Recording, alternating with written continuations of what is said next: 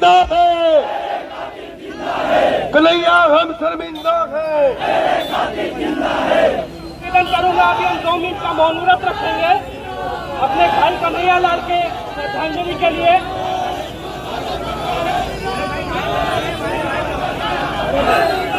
हमें एक ही मात्र उद्देश्य, मात्र और मात्र हिंदुत्व संगठित हो, हिंदू एक हो, हिंदू मजबूत हो।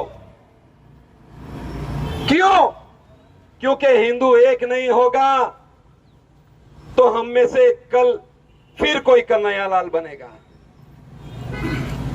इसीलिए यह जागने का समय है, सोने का समय नहीं है। आज भारतवर्ष में प्रत्येक जगह पर, प्रत्येक जिला, गांव, पाड़ा, सभी जगह पर कन्हैया लाल जी की जो निर्मम हत्या की जाए, उनकी जितनी भर्त्सना की जाए कम है। इसीलिए सभी हिंदू से ज्यादा नहीं कहते हुए इतना ही कहूंगा, सभी एक रहो, जातिवाद छोड़ो, प्रांतवाद छोड़ो और हिंदू बनो। कुछ जिहादी भारत के अमन चमन को, शांति को कभी मस्जिद से बाहर निकालकर पत्थर मारकर, तो कभी हिंदुओं के रैलियों पर, धार्मिक रैलियों पर पत्थर मारकर अपनी जिहादी रूप दिखा रहे हैं। लेकिन भारत और हिंदू हमेशा संयम रखा हुआ है और हमेशा संयम से काम चलता है। अगर हमारा खून भगवा है तो हमारे दिमाग में संविधान है, लेकिन हम जिहादियों को चेताना चाहते हैं कि जिस दिन दिमाग से ये संविधान हट जाएगा तो तुमको रहने के लिए, यहां रुकने के लिए जगह कम पड़ेगी। हम शांतिप्रिय लोग हैं, संविधान को मानने वाले लोग हैं। संविधान हमारे लिए सर्वोपरि है, कानून व्यवस्था पे हम विश्वास रखते हैं।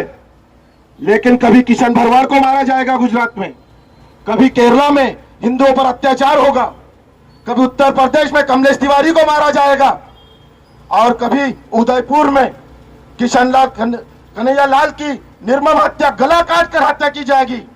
और ऊपर से वीडियो बनाकर बताया जाते हैं कि मुझे दुआ में याद रखना। अरे कुत्तों, तुझे दुआ में तो कोई कुत्ता भी याद नहीं रखेगा, लेकिन हिंदुस्तान में भड़वा तेरे जैसे को जगह नहीं रहेगी। भारत हिंदुस्तान था, हिंदुस्तान है और हिंदुस्तान रहेगा। और जब भी यहां पर किसी ने ज्यादा हिंदुस्तान को, हिंदू को दबाने की कोशिश की है, तो हर वक्त यहां पर कोई ना कोई राजा पैदा हुआ है और अभी भी एक राजा पैदा हुआ है और यहां को हिंदू राष्ट्र बना के रहेगा।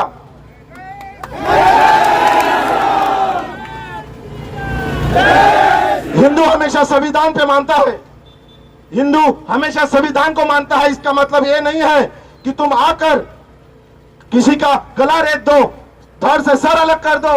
हिंदुओं, अभी भी जाग जाओ, अभी भी जाग जाओ। आज एक टेलर का नाप लेते हुए गला काटा है, कल किसी को दुकान पे आके कपड़ा खरीदेगा तब गला काट देगा, कभी किसी का सब्जी वाले के पास जाएगा तो गला काट देगा, कभी कहीं जाएगा तो गला काट देगा। कब तक हम सहते रहेंगे? कब तक? अबे हमें जागना होगा, हमें जागना होगा। हम हमेशा भाईचारा की बात करते हैं, हम भाईचारा लेते हैं और तुम हमको चारा बनाते हो। जब तक हो तब हमें चारा बनाते हो। अब ये सहन नहीं होगा। हिंदू जाग चुका है, अब हिंदू जाग चुका है और ईंट का जवाब पत्थर से देना भी कर सकता है। तुम संविधान में रहो तो हम तुम्हें मानेंगे। तुम संविधान का तिरस्कार करोगे, विरोध करोगे, कानून तोड़ोगे, तो वो वक्त दूर नहीं है कि तुमको भी ईंट का जवाब पत्थर से मिलेगा। मैं आखिर में यही कहना चाहता हूं, यहाँ पर हमारे व्यापारियों ने बंद में जो समर्थन दिया उनका भी मैं शुक्रिया अदा करना चाहता हूं। जय जय श्री राम।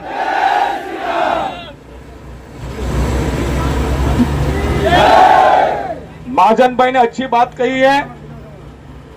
मैं आपको एक चीज कहना चाहता हूं, हमारे देश के अंदर जहां जहां कांग्रेस की सरकार है वहां हिंदू को मारा है। हिम्मत है तो उनको वो हमारे गुजरात के अंदर, हमारे सेलवास के अंदर दादागिरी करके बताए। मैं ये कहना चाहता हूं, बहुत सहन किया हमारे हिंदू लोगों ने, बहुत सहन किया। कन्हैया को मारा, उसके बाद किशन भरवाड़ को केरला में भी हुआ। हर जगह पे हिंदू हमारे मायनो है, वहां पे उनकी दादागिरी बढ़ चुकी है। इतना ही नहीं है, हमारी बहन बेटी को समझा के फुसला के उनको लव जिहाद के जाल में फंसाया है।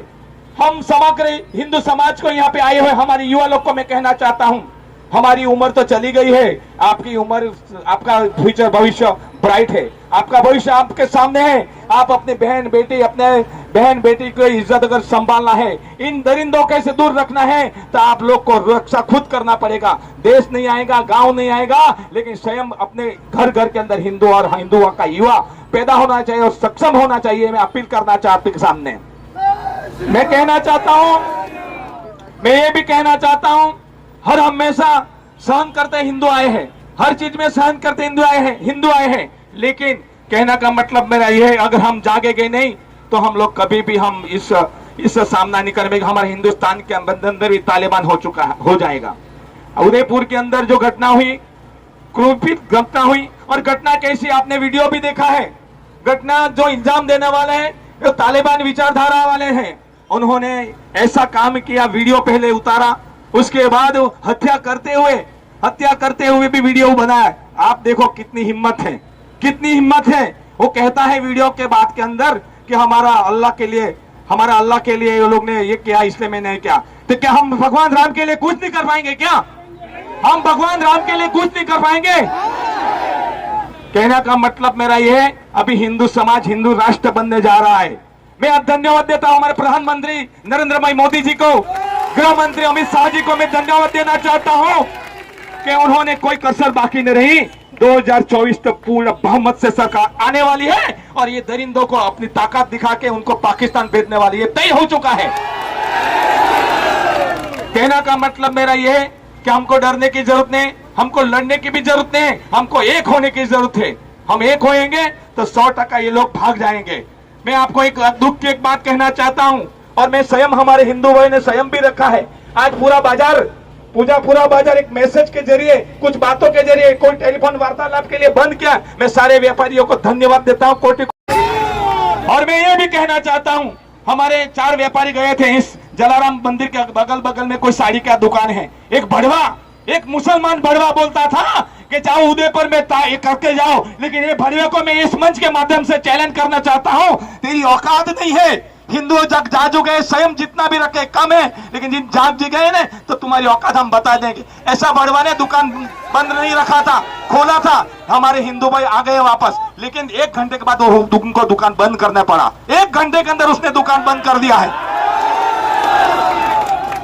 मैं और भी आह्वान करना चाहता हूं मंच के माध्यम से, अगर हिंदू का कोई भी आह्वान आएगा तो हिंदू भाई तो सपोर्ट करेगा ही, लेकिन जो भी हमारे यहाँ पे जो माइनॉरिटी कॉम है, उनको भी मैं चेतावनी देना चाहता हूं। अगर हमारी सच्चाई के अंदर, हमारे राष्ट्रीय हित के अंदर अगर कोई कार्य होता है तो आप पहले बंद रखेंगे, हमारे हिंदू वहां पे आएगा भी नहीं, लेकिन आपको बंद करना पड़ेगा। ये मैं आपको कहना चाहता हूं।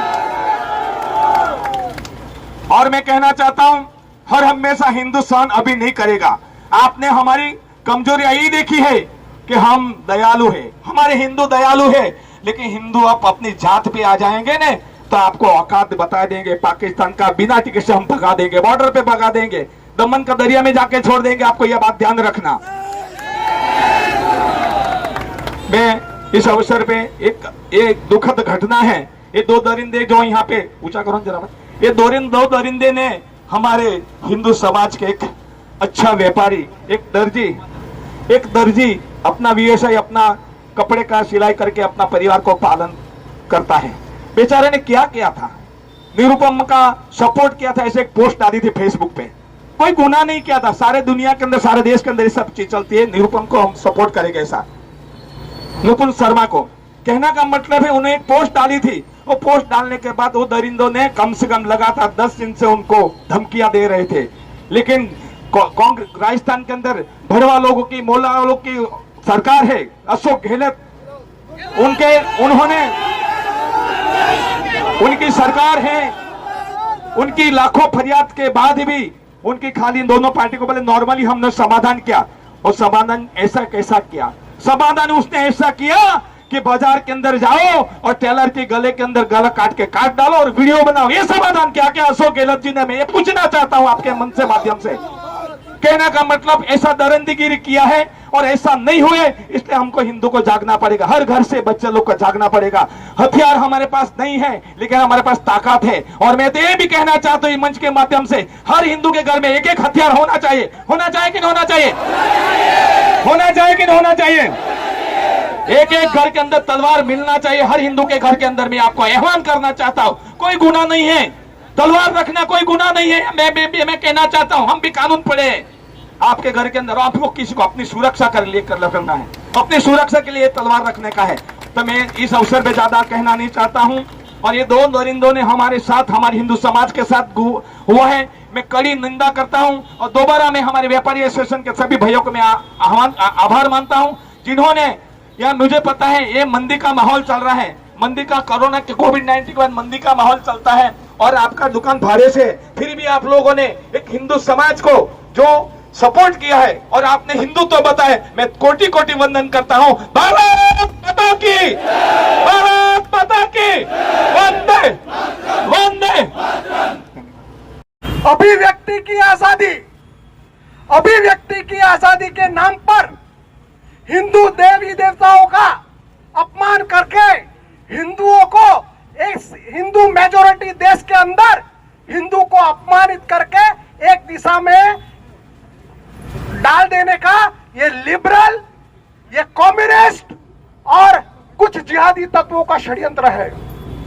जब भी कोई हिंदू देवी देवताओं का अपमान होता है, कोई कुछ नहीं बोलता है। और ऐसे जो लिबरल लोग हैं, जैसे कि राणा अय्यूब, ऐसे लोग को सपोर्ट करने के लिए न्यूयॉर्क टाइम्स जो है वहां पे अमेरिका में, उसको बचाने के लिए न्यूज़पेपर के अंदर उसकी सपोर्ट के अंदर आता है। हम हिंदुओं को इन लोगों का षड्यंत्र समझना पड़ेगा। हमने देखा है कि कश्मीर के अंदर टारगेट किलिंग हो रही है। वो टारगेट किलिंग कैसे होती है, आप समझाओ मुझे। वो जिहादी वही बताता है कि हिंदू यहाँ पे है, तुम आके मार डालो। इसी तरह से कम 4 से 5 कश्मीर के अंदर ऐसी टारगेट किलिंग हुई है। ये कन्हैया लाल की मृत्यु कैसे हुई? किससे उनका गला रहता? उसके घर के बाजू में जो अब्दुल एक रहता था ना, उसी ने उसका पता दिया कि वो आज जा रहा है काम पे, तुम जाके उसको खत्म करो। देश के दुश्मन देश के अंदर है, एक बात समझ लो। पाकिस्तान के नारेबाजी करने से कुछ नहीं है, देश के अंदर ही जिहादी है, उससे चेतो। वो तुम्हारी लड़की को उठा के लेके जाते हैं, उससे चेतो। देश के अंदर जिस तरह से हमने बाजू के राष्ट्र में, महाराष्ट्र में देखा, जिस तरह से लोगों ने जिहादियों को नकार दिया, आज वहां पे दूसरी सरकार बन रही है। मैं सलाम करता हूं हमारे हिंदू भाइयों को। कपिल मिश्रा जी जो दिल्ली के हैं, मैं आपको बोलता हूं कि 24 घंटे के अंदर कितने 1,25,00,000 रुपया उसके खाते में डाल दिया। सैल्यूट करता हूं मैं कपिल मिश्रा जी का। इसी तरह की एकता की जरूरत है। एकजुट बनो, नेक बनो, और एक बात याद रखो, वो तुम्हारे घर के बाजू में ही है। जो तुम्हारा दुश्मन है, यही समझ के काम करो। बाकी भारत माता की